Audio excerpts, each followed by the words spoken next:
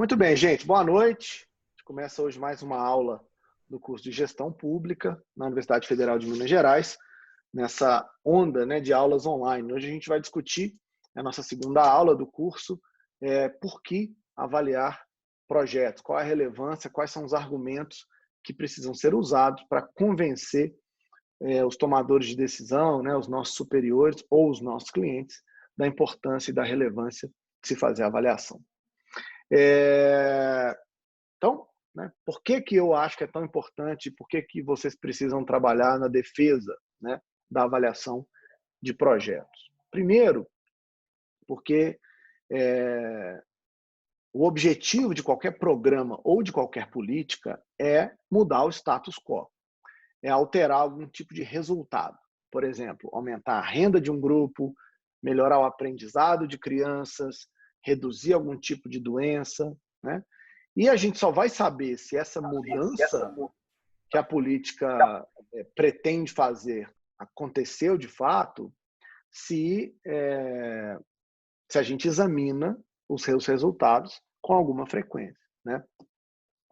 Infelizmente, como eu disse na aula passada, os gestores de programas de política, eles concentram-se, na maior parte das vezes, em controlar e medir quantos insumos são necessários, quais são os produtos imediatos de um programa, quais são os gastos, qual é o número de livros escolares distribuídos, ao invés de gastar tempo nessa avaliação, né? O desafio dos alunos desse curso é justamente o contrário, né? É de discutir, por exemplo, de ter argumentos para defender por que, por exemplo, uma política tem que ser ampliada ou reproduzida. E aí, um bom exercício para todos vocês que trabalham com formulação e gestão de política como argumento de convencimento, né, do que está acontecendo.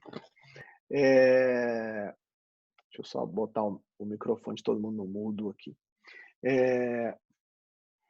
Vocês, por exemplo, acompanharem tudo o que acontece no IIE, International Initiative for Impact Evaluation. É um site super bacana, onde a gente pode encontrar evidências de várias políticas públicas que foram avaliadas ao longo do tempo, né? Então, qual que é assim, uma das coisas que mais me chama a atenção no IIE, nesse International Initiative for Impact Evaluation, é que eles têm alguns quadros que mostram aqui no nosso eixo Y, né, do lado de cá, quais são as intervenções que foram feitas em várias políticas, e aqui no X eles mostram os resultados, os outcomes que foram avaliados, né? Então, o bacana é que eles transformam papers, análises, reports em cruzamentos que mostram, por exemplo, se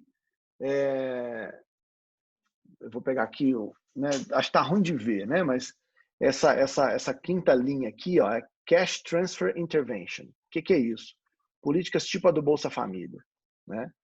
E o que o IIE mostra é que o Cash Transfer Intervention, né, distribuição de recurso, né, de cash na mão, ela já essa intervenção já foi avaliada, o efeito dela já foi avaliado sobre vários outcomes diferentes. Para alguns, os resultados são positivos. Para outros, você tem resultados positivos, negativos, pequenos ou nulos, né? Para outros, você tem resultados muito positivos, positivos e nulos. Ou seja, para que serve entender, né? Para que serve ter avaliado essa política pública no passado? Serve para que os próximos tomadores de decisão possam olhar para essa tabela e dizer assim, opa, se eu quiser reduzir né, a desigualdade, que podia ser aqui um dos outcomes, será que funciona cash transfer? Tem 3 resultados no mundo mostrando que um funciona, outro não funciona e outro mais ou menos, né? Isso aqui é que vai orientar o trabalho dos tomadores de decisão. Então, é muito importante que a gente realmente se convença da necessidade, da relevância de construir a avaliação, né? Essa avaliação vai nos orientar em relação ao que vem pela frente. E aí eu aconselho todos vocês já que são gestores públicos em formação, que passem a acessar os conteúdos de um site como esse, porque lá tem várias interventions, várias intervenções, vários tratamentos, vários resultados analisados, e é bem legal. Então, por exemplo, qual é o impacto de programas de alimentação escolar sobre variáveis como educational, nutritional and agriculture development.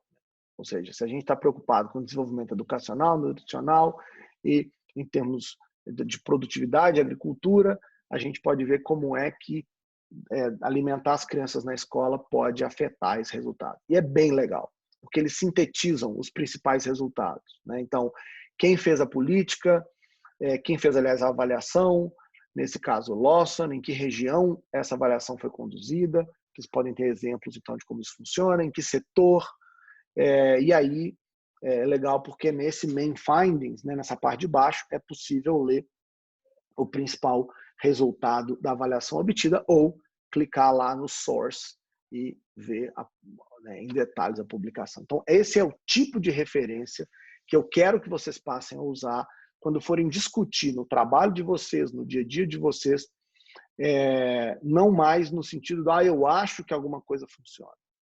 Uma das reuniões mais efetivas quando a gente discute política pública é quando tem um gestor público que tem conhecimento sobre práticas aplicadas em outros lugares, em outros setores, e a conversa sobre, olha, eu estava pensando, a gente podia tentar reduzir a violência nas escolas se a gente fizer uma intervenção que ajuda, de alguma maneira, as famílias mais carentes com algum tipo de intervenção, de distribuição de renda e tal.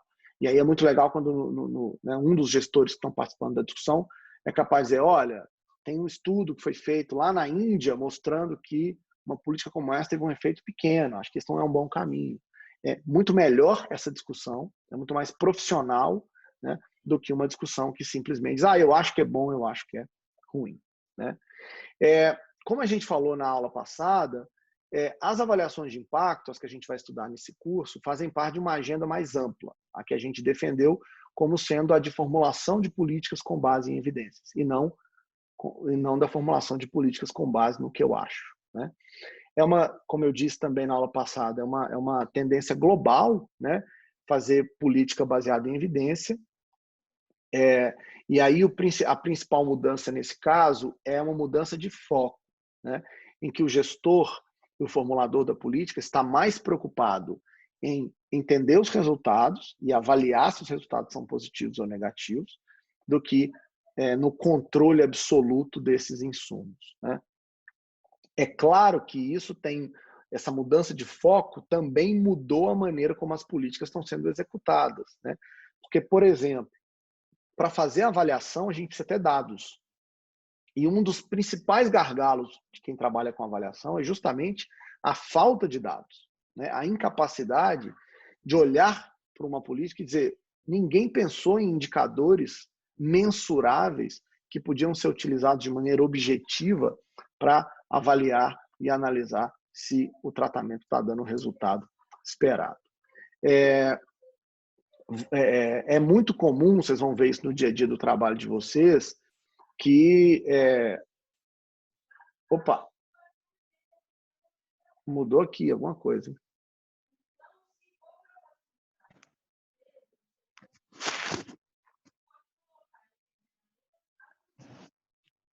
Peraí.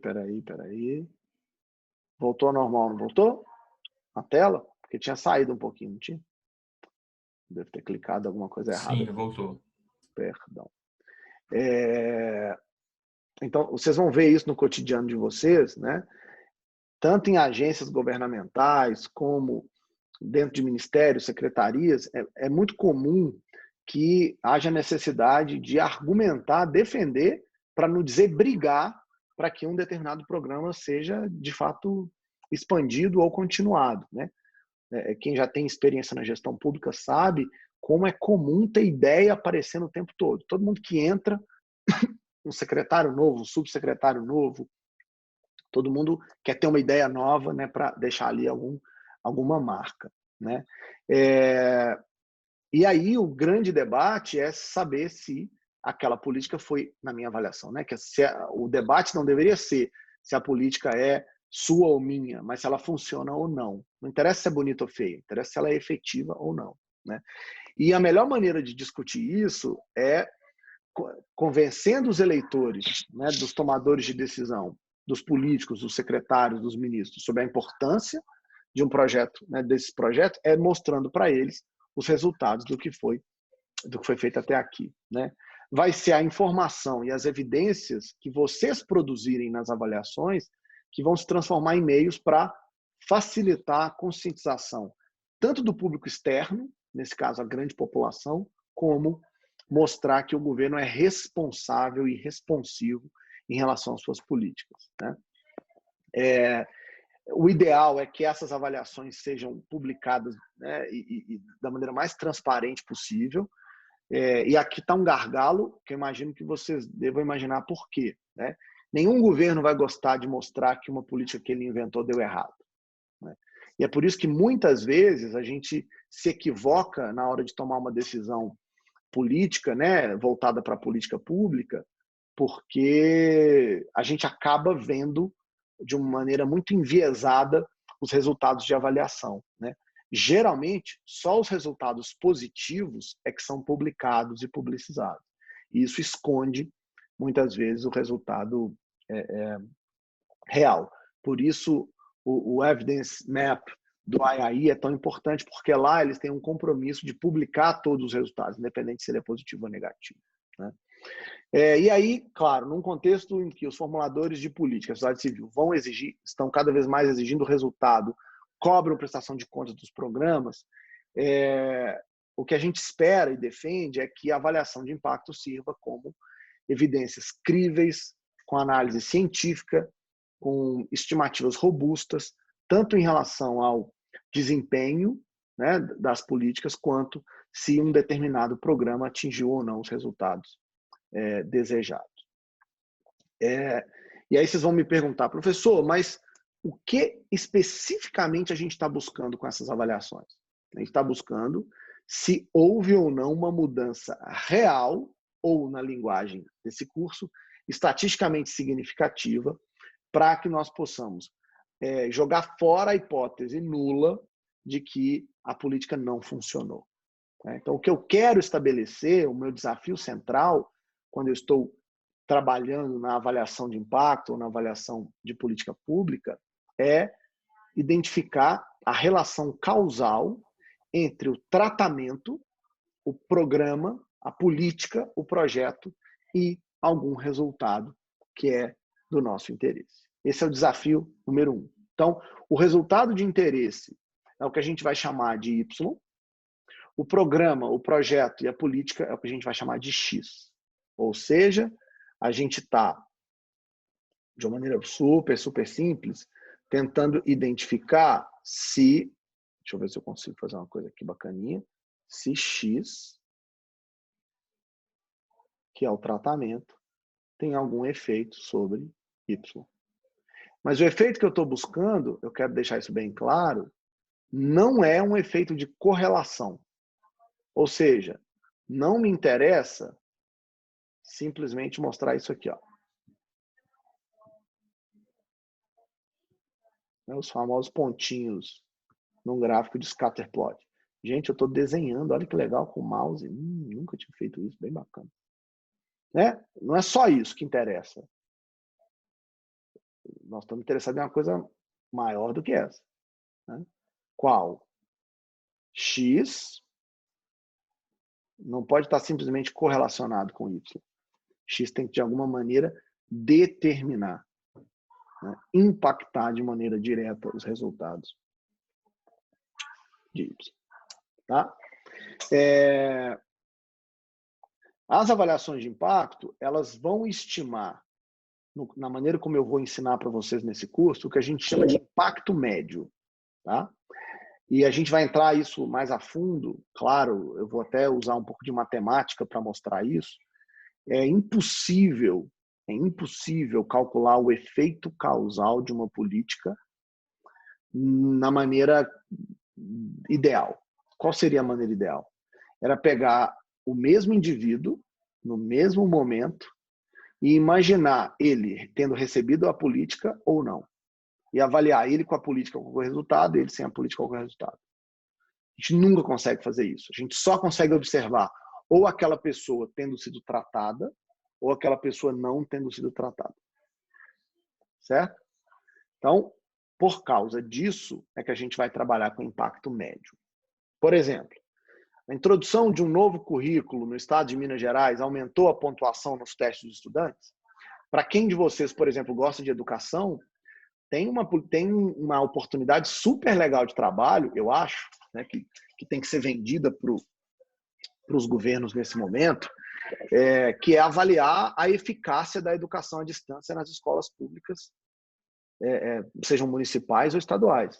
Né? A pandemia forçou que houvesse um tratamento exógeno que seria muito legal comparar lugares que já abriram aulas presenciais com quem não abriu e avaliar se esses lugares, quem ficou mais tempo em aula presencial, será que tem resultados melhores no Enem do que quem ficou menos tempo? Né? Tá lindo para fazer. O choque é totalmente exógeno. Né? Embora a decisão de abrir ou não é exógena, é endógena ao prefeito. Né? Alguns prefeitos podem fazer de um jeito e outros fazer de outro. Será que um programa de água e saneamento aumentou o acesso à água tratada e melhorou o resultado de saúde? Também é uma política super importante, uma pergunta importante ser avaliada. Será que um programa criado de treinamento foi efetivo em estimular o empreendedorismo, o aumento da renda? Ou seja, efeitos médios. A gente está olhando para impactos médios e não para impactos específicos. Se uma avaliação de impacto inclui uma amostra suficientemente grande de beneficiários, os resultados também podem ser comparados entre subgrupos e beneficiários. Ou seja, embora a gente vai calcular a média do resultado, dependendo da amostra construída, eu posso olhar para comparações dentro dessa amostra. A gente falou, acho que de um exemplo desse na aula passada. Né? A introdução de um currículo aumenta a pontuação dos testes entre estudantes, né, do sexo masculino e feminino. Falou disso. Também falamos na aula passada sobre a importância, né, sobre a relevância das avaliações de impacto serem usadas para testar opções de programa. Eu tenho a opção A e a opção B. Qual que é melhor? A avaliação de impacto pode servir para isso. E é claro que a avaliação pode ser usada, e é bacana que seja usada, na composição com outras evidências que a gente vai coletar, qualitativas, por exemplo, durante um campo. Né? Eu falei na aula passada, nesse contexto de formulação de política com base em evidência, né? da relevância da evidência ser abrangente e convincente o suficiente, né? para que a gente possa ter certeza de que o efeito está sendo de fato observado, que o efeito é global. E acho que vocês, espero que a partir da aula passada vocês já estejam convencidos de que fazer política a partir de evidências construídas por meio de avaliações de impacto é a melhor maneira de construir políticas efetivas. Isso aqui era uma revisão. Mas o que é avaliação de impacto, afinal de contas? Tá? Então, primeiro tipo de avaliação que a gente vai lidar, não de impacto, é o que a gente chama de monitoramento. O que é monitoramento? É um processo contínuo que vai acompanhar o que está acontecendo com um determinado programa ao longo do tempo e que vai usar dados coletados para informar a implementação do programa e a gestão e decisões tomadas no dia a dia. Quando a gente cria um monitoramento, a gente utiliza principalmente dados administrativos, porque eu quero rastrear o desempenho de um programa ao longo do tempo e comparar com o resultado esperado. Né? Quando a política foi formulada, o objetivo era que o IDEB de um município chegasse em tanto. A maneira como eu vou avaliar isso é ao longo do tempo, entender como é que o IDEB está crescendo. No monitoramento, a gente vai realizar comparações no programa ao longo do tempo. Isso é a variável mais importante no monitoramento, o tempo. Né? Então, para fazer monitoramento, a gente vai ter que saber insumos, né, o que está sendo usado na política, quais são as atividades e quais são os produtos esperados, Mas também seria importante ter ali uma ideia de quais resultados a gente gostaria de observar, até para que a gente mensure o progresso, né, para onde que a gente está indo. Além de monitoramento, a gente também tem um outro tipo que é chamado de, a gente vai chamar lato sensu, de avaliações, né? O que é isso? São processos que são feitos em determinados momentos do tempo, né? São processos periódicos, desculpem, em que a gente vai julgar o objetivo de um projeto, programa ou política que está em andamento ou que foi concluída. As avaliações são usadas para responder às perguntas específicas relacionadas à formulação, implementação e obtenção de resultado, porque o que a gente quer é responder uma pergunta específica. Ao contrário do monitoramento contínuo, as avaliações são feitas em pontos específicos de tempo, né? Ou seja, a ideia é, tem um governo, tem uma ONG, tem uma associação implementando uma política, e eles estão em dúvida se funciona ou não funciona.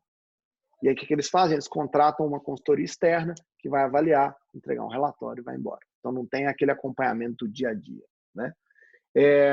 O desenho, o método e o custo vão variar substancialmente dependendo de que tipo de pergunta a gente quer fazer. Ao longo da segunda parte do curso, a gente vai discutir com mais detalhe como mensurar esses custos a depender dos métodos, né?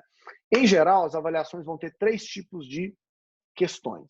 O que a gente chama de perguntas descritivas, que são aquelas avaliações que procuram determinar o que está sendo executado e descreve processos, condições, relações organizacionais e pontos de vista das partes interessadas. Ou seja, eu estou interessado em descrever um resultado, né?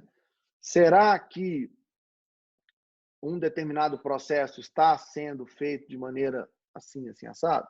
Será que as condições para o sucesso do projeto estão sendo bem-sucedidas, né?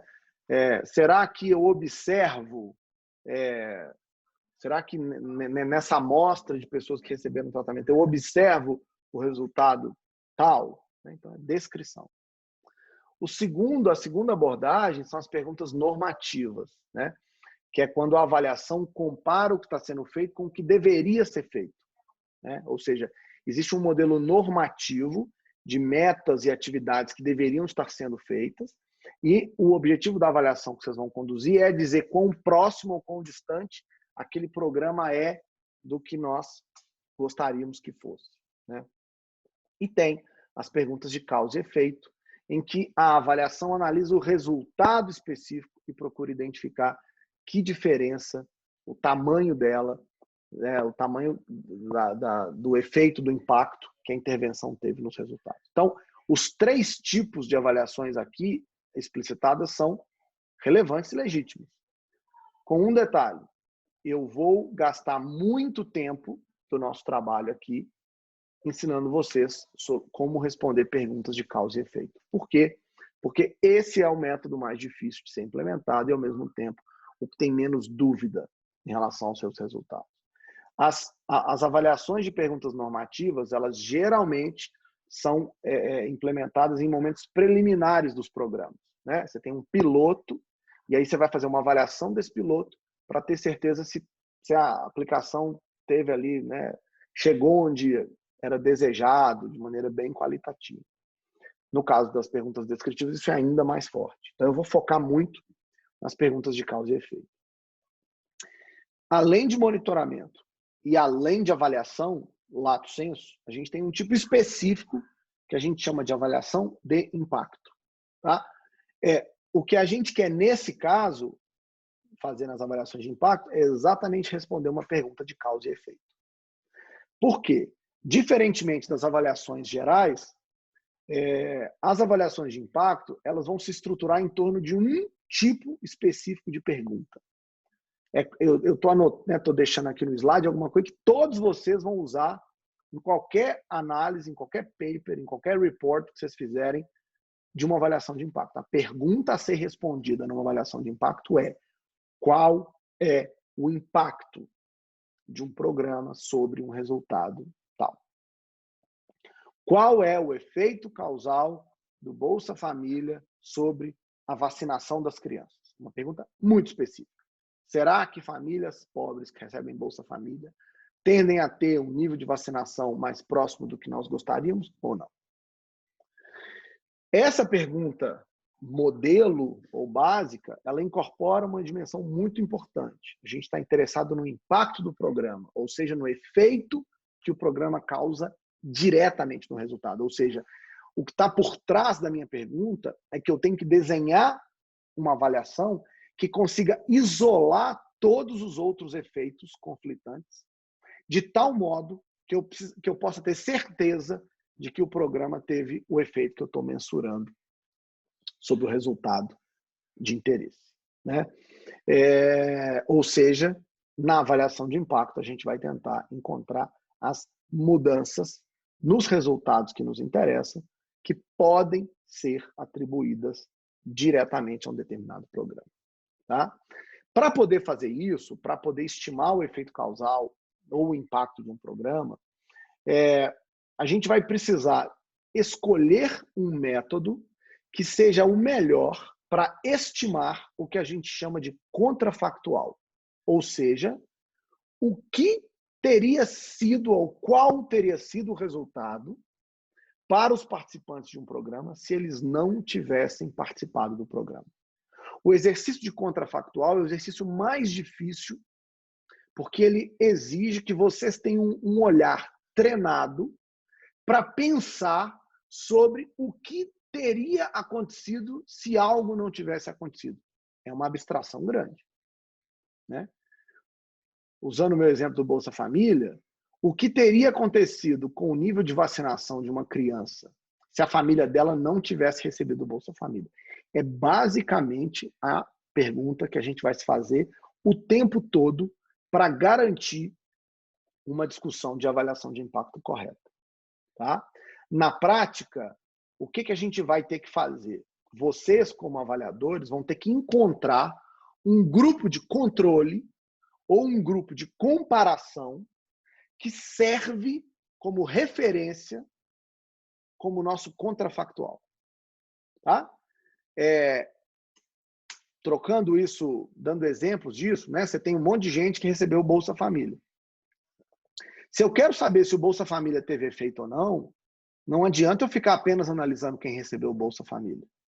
Eu tenho que analisar uma amostra de pessoas que contém gente que recebeu e gente que não recebeu o Bolsa Família. É na comparação da ausência com a presença que eu vou ser capaz de descrever o efeito causal que me interessa. Mas qual é o desafio nesse caso? O desafio é que encontrar esse grupo de comparação exige que vocês, como avaliadores, façam vários pressupostos, assumam vários pressupostos que garantam, em tese, que aquele grupo que vocês arrumaram para comparar, e que vão chamar de grupo de controle, na verdade, de fato, são uma boa referência na comparação do grupo de tratamento. Na segunda parte do curso, a gente vai descrever, e eu vou ensinar a vocês os principais métodos existentes, né? Eu acho que todos, né? Os relevantes, que podem ser usados justamente para encontrar, ou, na linguagem estatística, estimar grupos de comparação adequados. Tá? Então, exemplos de pergunta de avaliação de impacto. Qual é o efeito causal das bolsas distribuídas entre os alunos na frequência escolar e desempenho acadêmico deles? Será que alunos que recebem bolsa escolar têm mais frequência em aula, têm um desempenho acadêmico melhor? Ou seja, se eu criasse uma bolsa de estudos nessa turma, hoje eu tenho aqui 23 participantes, e sorteasse vocês, metade vai receber uma bolsa, metade não vai receber. Será que isso muda a maneira como vocês vêm para a aula, muda a frequência, muda o desempenho de vocês? Outro exemplo, qual o impacto no acesso ao serviço de saúde da contratação de serviço de atenção básica de fornecedores privados? Será que essa ideia de que vamos privatizar ou vamos terceirizar o serviço de saúde ajuda a melhorar o serviço prestado? Se o chão de terra batida fosse substituído por chão de cimento, se uma estrada de terra fosse pavimentada, Será que as crianças que moram ali em volta teriam melhores indicadores de saúde? O que está por trás disso é um pressuposto de que a terra prejudica a saúde das crianças. Então, tem que encontrar um contrafactual, que é, tem uma estrada que foi pavimentada. E aí? O que teria acontecido com aquelas crianças que moram hoje num lugar asfaltado se aquele lugar não tivesse sido asfaltado? Esse é o exercício do contrafactual, né? Será que estradas melhores aumentam o acesso aos mercados de trabalho e à renda familiar? Caso aumentam, em quanto? O tamanho das turmas influencia o desempenho dos alunos? Se sim, em quanto? Olha que pergunta interessante. Adoro brincar com os meus colegas de departamento em relação a esse tipo de situação, né? Por que a gente não testa mais pedagogicamente essas questões? Vamos criar 2 turmas de avaliação de política pública e vamos criar uma que tem 10 alunos e outra que tem 50 alunos. Será que isso tem algum efeito no nível de aprendizado deles? E aí você tem que ter mais cursos de menos alunos do que menos cursos de mais alunos. O que é mais efetivo para o aumento do uso de mosquiteiro em área afetada pela malária? Campanha pelo correio ou sessão de treinamento? É treinar as famílias a usar o mosquiteiro ou fazer campanha dizendo assim, não, use o mosquiteiro. O que será que é mais efetivo? São todos tipos de perguntas de avaliação de impacto. Tá? Como é que essas avaliações devem ser incorporadas nas decisões políticas, né? Como a gente discutiu lá atrás, as avaliações são necessárias porque elas vão informar os formuladores em várias decisões. Por exemplo, a redução do programa, que não funciona, ou a ampliação daquilo que dá certo, né? Na forma mais simples, mais geral, a avaliação de impacto vai testar se um determinado programa é efetivo quando a gente compara ele à sua própria ausência, né? Mas a pergunta que fica é quando é que quando um programa puder ser implementado de várias formas, qual delas será mais efetiva, né? Se eu tenho várias opções diferentes de políticas e de caminhos, o que eu faço, né? Vamos discutir um exemplo. É uma política de combate à desnutrição e desenvolvimento cognitivo na Colômbia, né? Então foi feito um projeto piloto que fornecia suplemento nutricional e alimentos em graus diferenciados a crianças colombianas. 333 crianças desnutridas foram avaliadas. As crianças foram divididas em 20 setores. Cada setor foi sorteado aleatoriamente e designado a um grupo de tratamento. O grupo 4 começou antes e foi exposto ao tratamento pelo período mais longo. Depois, o grupo 3 começou o tratamento, o grupo 2 e o grupo 1. Isso aqui é importante porque quando você faz avaliação, uma das principais questões éticas, uma das principais discussões em torno delas, é que você não, né, ser tomador de decisão, fazer política pública, pensando em avaliação, para deixar alguém de fora, tem aí um risco moral, né, um risco ético em tudo isso, né? Então é preciso tomar cuidado. Uma das maneiras de solucionar esse problema, sem perder a capacidade de fazer avaliação, é dividir em grupos esse público que está sendo estudado e cada um começar numa fase diferente, de modo que no final todo mundo recebeu, mas ao longo do tempo você pode comparar o 4 com o 3, o 2, o 1, depois o 3 e o 4 com o 2, o 1, e vendo se no longo prazo se fazer parte do tratamento de controle é relevante, né? Ao longo do programa, a turma que estava fazendo a avaliação dessa política, eles fizeram testes cognitivos para acompanhar o progresso das crianças nos 4 grupos. Então, você repetia teste cognitivo o tempo todo e ia implementando suplementos nutricionais nessas crianças. O que os avaliadores descobriram? Que as crianças que permaneceram no programa por mais tempo demonstraram os melhores ganhos em cognição, né?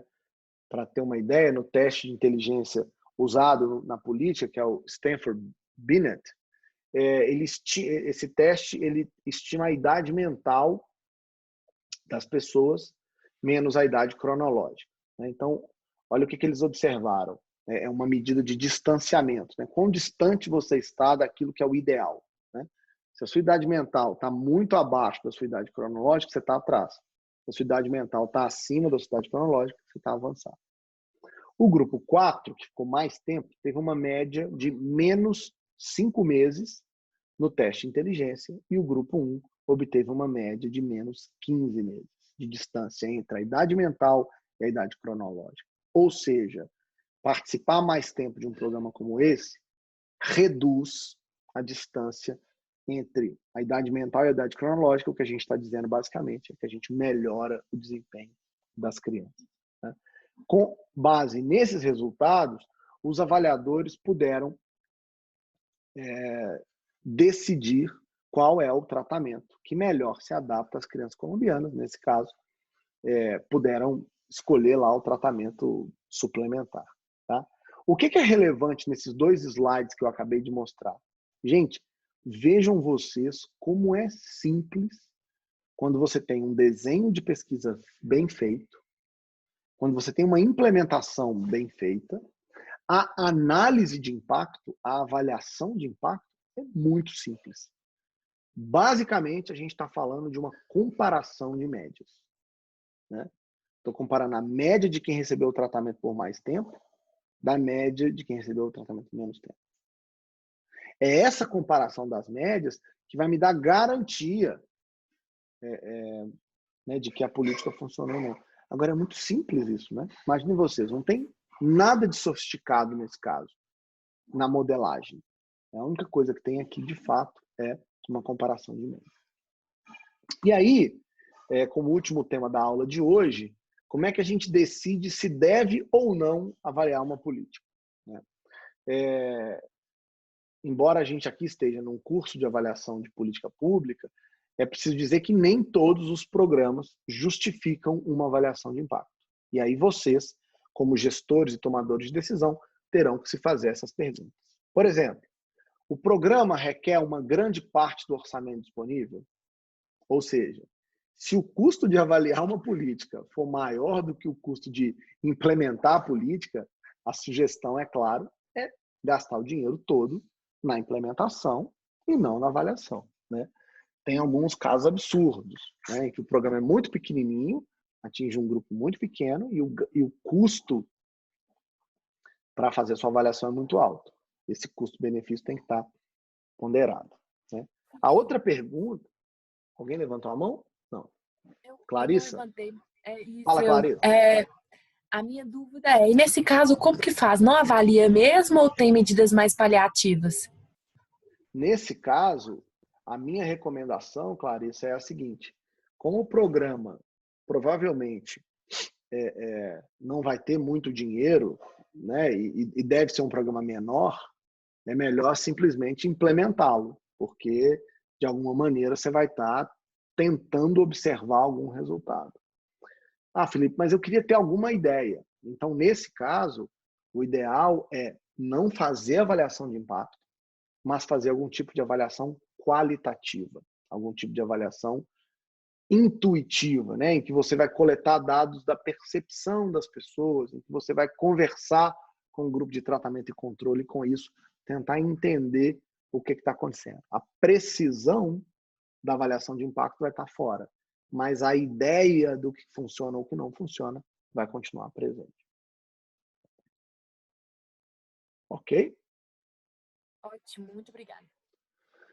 A segunda pergunta que vocês têm que se fazer é se o programa afeta ou afetará um grande número de pessoas. Por quê?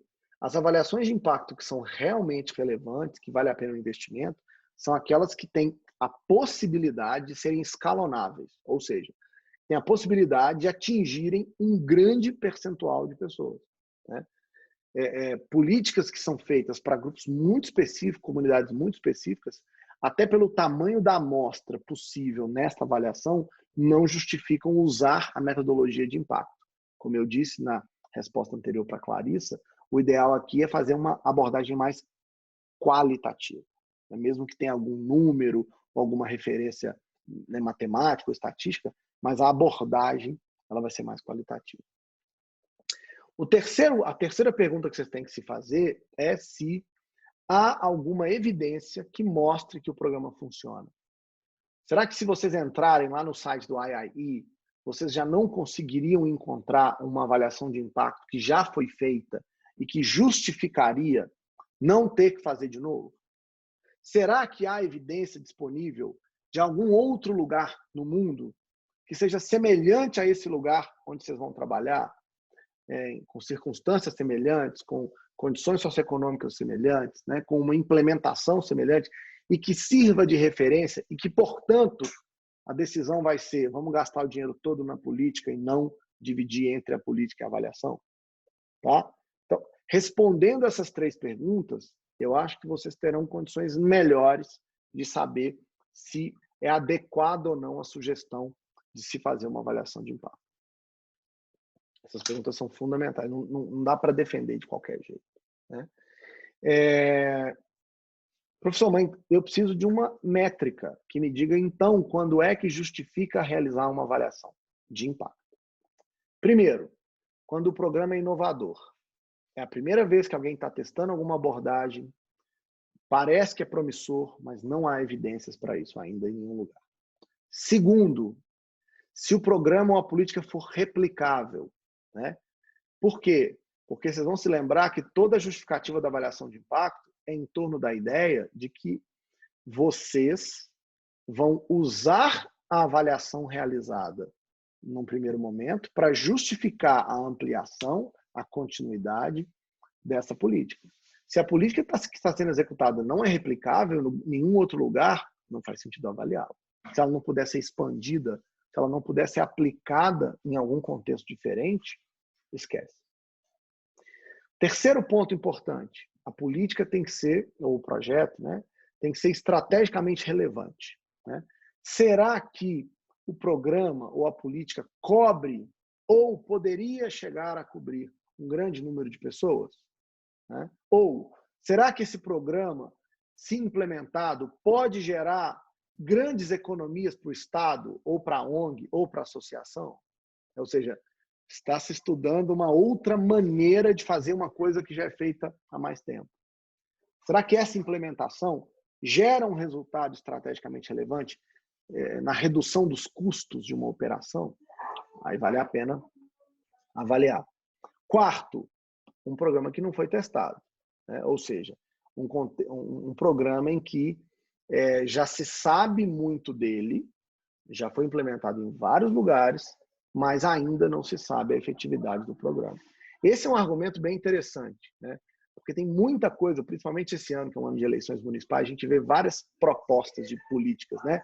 Em que os prefeitos começam a falar, vou fazer isso, vou fazer aquilo, e aí pouca gente, né, avalia nessa discussão com essas lideranças políticas se aquilo que está sendo proposto, de fato, já passou por avaliação. E aí vocês vão ter várias oportunidades no ano que vem de trabalhar como consultores, né, como gestores dessas lideranças. E, por último, vale avaliar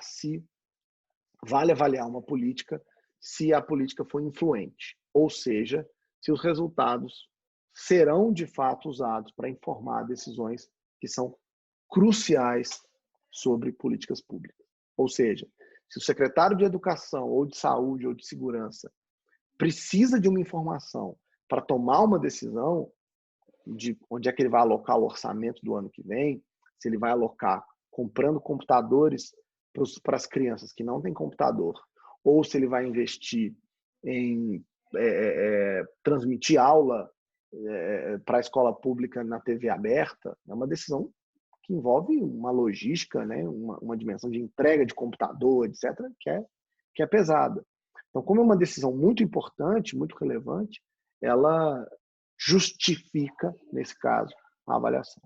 Então, o que eu dei para vocês aqui, tanto no slide passado como nesse, são dimensões e atributos que vão justificar e que vão ajudar vocês na construção de projetos que justifiquem para os seus superiores, para os seus clientes, ou para os políticos, né, com os quais vocês trabalham, ou as associações, etc., que uma política deve ou não ser avaliada. Perguntas? Dúvidas? Questões? Hoje a gente discutiu 4 grandes temas. Ficou alguma dúvida? Ficou algum questionamento? Fala, Joe. Professor, Diga. eu queria voltar no que você falou lá sobre o contrafactual, que a gente precisaria pensar em vários pressupostos com relação a esse contrafactual. Aí você citou o exemplo da terra batida, né? Quando você fala nos pressupostos, seria procurar teorias que já façam certas afirmações sobre aquela não implementação? É alguma pessoa que já escreveu a respeito de que terra batida, terra pode prejudicar a saúde da criança. É isso? Está dentro desses Não, pressupostos? não, não. Os pressupostos sobre os quais eu estou falando são mais difíceis do que esse. São pressupostos de que o dado que você vai usar para fazer a comparação de quem recebeu o asfalto são dados que servem para fazer essa comparação. Então, você vai ter que, por exemplo, assumir que a criança que você pegou, as crianças que você pegou, que moram numa rua batida na rua de cima, são iguais, em tese, às crianças da rua de baixo, que tem asfalto. A única coisa que muda nelas é que uma mora numa rua de asfalto e outra mora numa rua de terra. Convencer o seu leitor de que isso é verdade, Joey, não é trivial. Porque a rua de cima pode ser mais próxima do hospital. A rua de cima pode estar no caminho do médico que atende no programa de saúde da família. E, portanto, ele passa lá primeiro. E quando chega na rua de baixo, já acabaram os medicamentos que ele tinha para prescrever para as crianças. Então, as de cima foram atendidas, as de baixo não. Tá vendo como é que há coisas simples que podem atrapalhar a sua avaliação? E para fazer a avaliação de impacto, você vai ter que assumir e encontrar razões suficientes para apresentar para o seu leitor, para o seu gestor, né, para o tomador de decisão, que você, de fato, conseguiu encontrar um dado que serve como contrafactual. E não que é apenas uma comparação espúria. Esse é o grande desafio do trabalho que vocês terão como avaliadores. Vocês vão ter que encontrar uma referência empírica, né, que possa servir como contrafactual. Isso não é simples. Isso tem a ver com isolar esse resultado de outros fatores? Claro, claro. Ou seja, para ser capaz, a gente vai falar isso daqui a 2 semanas, ou daqui a 1 semana e meia, né? Para ser capaz de dizer que o efeito é causal, Joe, eu tenho que isolar qualquer outra alternativa que possa explicar a variação, a mudança que eu estou observando nos dados. Tá? Esse é o grande desafio. E como eu disse, não é trivial. Vocês vão ter que fazer um trabalho de convencimento do leitor e do gestor e do tomador de decisão, que vai ser bem relevante. Vocês vão ter que ser capazes de dizer, ó, a rua de cima é o melhor grupo para comparar com a rua de baixo. A rua asfaltada aqui, a rua A, o melhor grupo para entender o que teria acontecido é a rua B, e não a C, ou a D, ou a E. E aí vocês vão ter que justificar por que ela é a melhor. Aí esse aqui é sobre esse aspecto que eu estou falando da conjuntura contrafactual. Perguntas?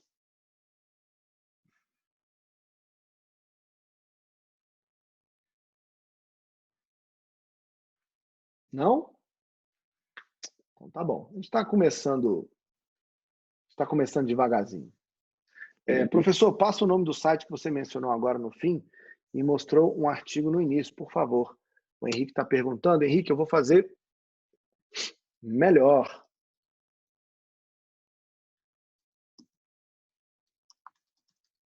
Eu vou fazer o seguinte.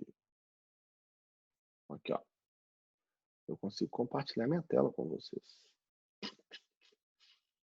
Esse aqui é o site, o Henrique. Chama International Initiative for Impact Evaluation. Tá? O www.3i Impact. E aí, como eu disse para vocês, o Evidence Map é bem legal, né? Vale a pena entrar e explorar bem as informações que estão aqui, porque, como eu disse, várias consultorias podem ser construídas simplesmente usando os dados que já estão prontos no Evidence Maps, né?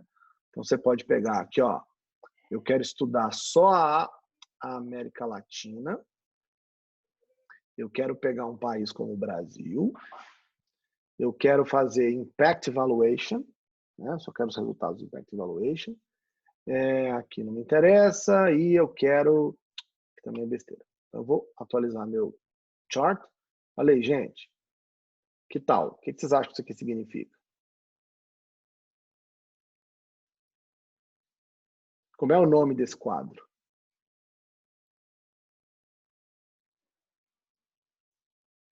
Hã? Fala alguém. Não, não, é outra coisa que não tem. Não tem avaliação. Tem pouco estudo, né, sobre isso.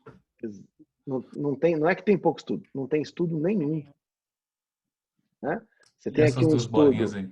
Você tem aqui um estudo que comparou sustentabilidade no meio ambiente entre indígenas, Indigenous Land Rights and Deforestation. É uma avaliação de impacto na Amazônia para ver os efeitos da regulação de terras sobre o desflorestamento. E o outro é um quase experimento que analisa desenvolvimento econômico a partir de dados que foram explorados, né, por meio de satélite. É uma análise de dados secundários sobre desenvolvimento econômico. Gente, o nome disso aqui é oportunidade.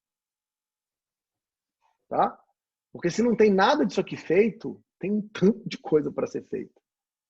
Um monte de coisa. Né? E o Brasil é um dos lugares que mais tem dados, né, para serem explorados. Quando a gente vai para a América Latina, você começa a ver mais coisa. Quando a gente olha que interessante, um dos lugares onde tem mais.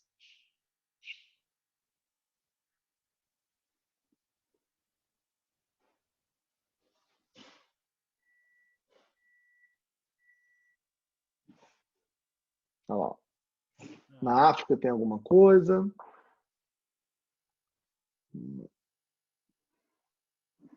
Na Europa também não tem tanta coisa. Felipe. Fala. Olha o Middle East. Todo mundo tem medo de fazer coisa lá. Fala, Arthur. Tô com uma questão que me veio à cabeça aqui. Pode até parecer meio bobo, mas enfim. Você comentou um pouco sobre o contrafactual, que o Joe até levantou essa questão, era uma questão que estava ventilando na minha cabeça também, dessa base de comparação, do isolamento das variáveis, porque a gente tratando em ciência humana é muito difícil a gente isolar a variável, né? E aí você citou, por exemplo, da gente tratar um grupo e comprovar que o grupo X ele é o mais semelhante possível para ter um contrafactual para o grupo Y. Nesse mesmo ponto, comparando políticas, por exemplo, entre países, com dificuldades regionais, culturais, densidades, etc. A gente vai partir por esse mesmo pressuposto, porque é difícil a gente falar que uma coisa deu certo na Índia e vai dar certo no Brasil. Então, por exemplo, a gente partiria por esse mesmo caminho para fazer essa análise? O grande desafio nosso é justamente aprender com quem já fez. Né? Se você acredita que o fundamento principal do comportamento de consumo, de voto das pessoas é universal, ou seja, o indivíduo, no final das contas, ele tem valores, ele tem humor, ele tem posicionamento, ele tem atitudes, mas no fundo ele é igual em qualquer lugar, você vai ter que assumir menos pressupostos. Você vai dizer, não, eu estava falando de mães pobres na periferia de uma cidade na Índia. Pô, isso é parecido. Né? Não é igual, mas deve ser parecido com mães pobres que moram na periferia de uma cidade como no estado do Rio de Janeiro. Né?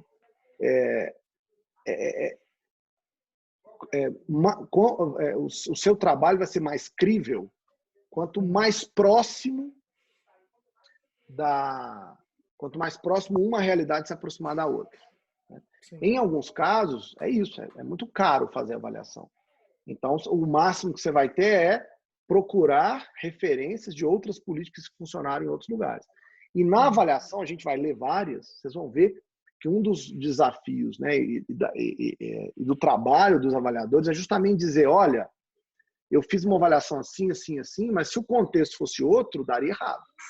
E se o seu contexto é outro, aí você vai dizer, isso aqui não me serve tanto. Então, eu estou sugerindo a vocês que olhem para outras realidades, outros países, outros contextos, porque é uma porta de entrada, é um começo de conversa. Mas é claro que o ideal é você rodar a sua própria política, sua própria avaliação. Entendi. Obrigado.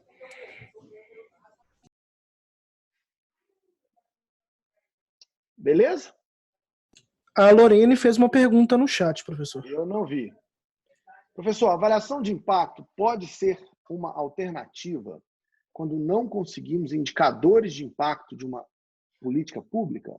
Ou não há nenhuma relação entre isso? Deixa eu ver se eu entendi a pergunta da Lorena. A avaliação pode ser uma alternativa quando não conseguimos indicadores de impacto? Lorena, acho que tem um pouco de confusão conceitual aqui, né? Conseguir indicador de impacto é pressuposto de fazer a avaliação de impacto. Ou seja, para montar uma avaliação de impacto correta, vai ser preciso ter indicadores. Sem identificar indicadores de impacto, você não vai conseguir rodar avaliação nenhuma. Então, não é que uma coisa é alternativa para a outra, é que uma coisa é pressuposto da outra. Por isso que eu disse que o ideal, quando vocês forem montar uma política, é já pensar na avaliação. Porque vocês já sabem quais são os indicadores que vocês vão precisar coletar ao longo do processo para fazer uma avaliação adequada.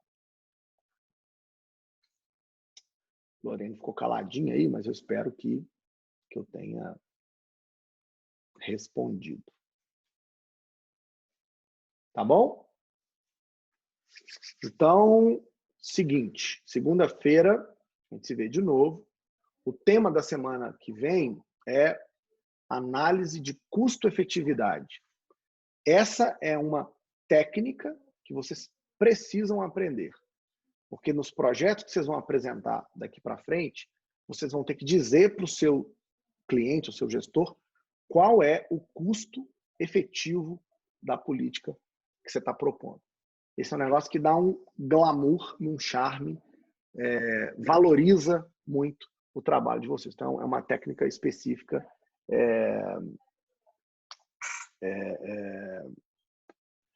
e que vale a pena. Tá? Assim, é fundamental para o projeto dar certo. Eu parei porque o Henrique me fez uma pergunta que é: uma dificuldade que vejo muito é a construção de indicadores para programas e projetos. Nós vamos estudar isso? Henrique, o que a gente vai estudar, a gente vai ver quais são os principais indicadores existentes para fazer as avaliações. A gente vai na educação, na saúde, na segurança, a gente vai passar por vários exemplos em relação a isso. A construção efetiva de indicadores, né, nessa dinâmica de juntar várias variáveis e construir um indicador, isso não está coberto na disciplina esse semestre. Essa seria uma disciplina muito mais voltada para, né, construção de indicador, construção de dimensões. Mas acho, Henrique, que você vai ter muitas respostas para a sua pergunta quando a gente estiver usando variáveis já existentes no mundo como indicadores, referência em cada uma das políticas que a gente vai estudar como exemplo. Espero que isso fique claro ao longo do curso. Beleza? Então, segunda-feira, a gente se fala. Prazer ver todo mundo de novo. Foi ótimo. Eu mando o link da aula de novo na segunda. Divulguem, por favor, novamente a aula. Para quem não viu, vai estar... vou fazer o upload dela agora lá no canal do YouTube. Tá bom?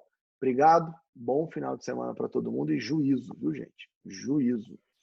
Beijo grande. Tchau, tchau.